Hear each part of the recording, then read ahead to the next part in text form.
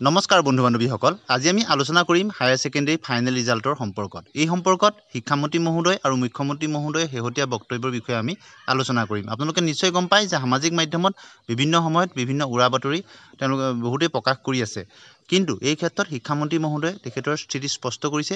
আৰু তেখেতে ঘোষণা কৰিছে যে মে মাহৰ 5 তাৰিখৰ ভিতৰত ৰিজাল্ট ঘোষণা কৰা হ'ব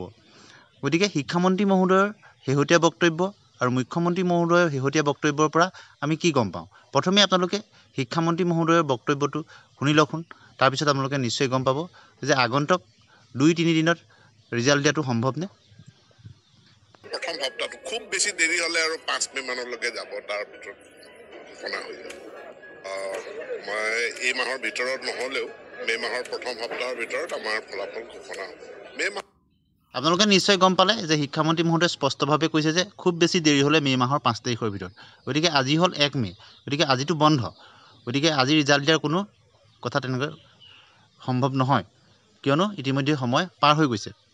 আপোনালোকে নিশ্চয় জানে আগন্তুক সময় থাকিলে 2-3 আৰু 4 খুব বেছি হলে 5 তাৰিখ পৰিলে দেওবাৰ গতিকে 2-3-4 ভিতৰতে ৰিজাল্ট দিয়াৰ পূৰ্ণ সম্ভাৱনা আছে যদি শিক্ষামন্ত্ৰী মহোদয়ে তেখেতৰ যি বক্তব্য কৰিছে সেই বক্তব্যৰ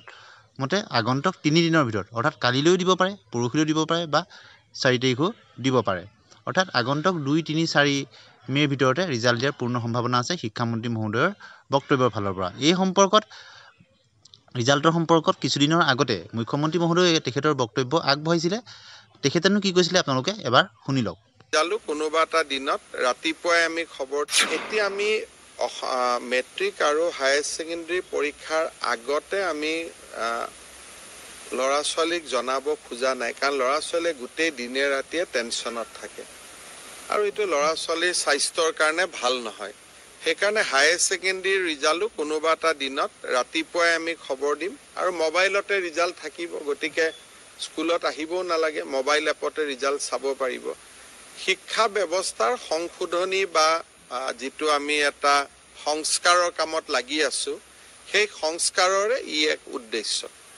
আৰু মেট্ৰিক আৰু হায়াৰ সেকেন্ডাৰী ৰিজাল্ট লৈ ইমান হাইপ হোৱাটো ভাল নহয় কাৰণ যিসকলে কিবা কাৰণত বেয়া ফলাফল কৰে তেওঁলোকে সমাজত কেইটামান দিন থাকিব নোৱাৰা হৈ যায় সেইকাৰণে ৰিজাল্ট লৈ যাতে বহুত হাইপ নহয় আৰু ই এটা চিৰচৰিত পৰম্পৰা হয় যাতে পৰীক্ষা দিছো ৰিজাল্ট দিছে ইমানে আপোনালোকে নিশ্চয় শিক্ষামন্ত্ৰী আৰু মুখ্যমন্ত্ৰী মহোদয়ৰ বক্তব্য শুনা পালে গতিকে আগন্তুক 3 দিন বিশেষতঃ 2-3 আৰু 4 তাৰিখ সেই ৰাতিপুৱাই আপোনালোকে খবৰ পোৱাৰ সম্ভাৱনা আছে আৰু আমিও অফিচিয়েলি খবৰ পোৱাৰ লগে লগে আপোনালোকক জনাবলৈ চেষ্টা কৰিম উৰা বাতৰিত বিশ্বাস নকৰিব প্ৰথমবাৰৰ কাৰণে চেনেলটো চাইছে যদি সাবস্ক্ৰাইব কৰি দিব ভাল পালে লাইক আৰু শ্বেয়াৰ কৰি দিব আজিলৈ আহোঁ ধন্যবাদ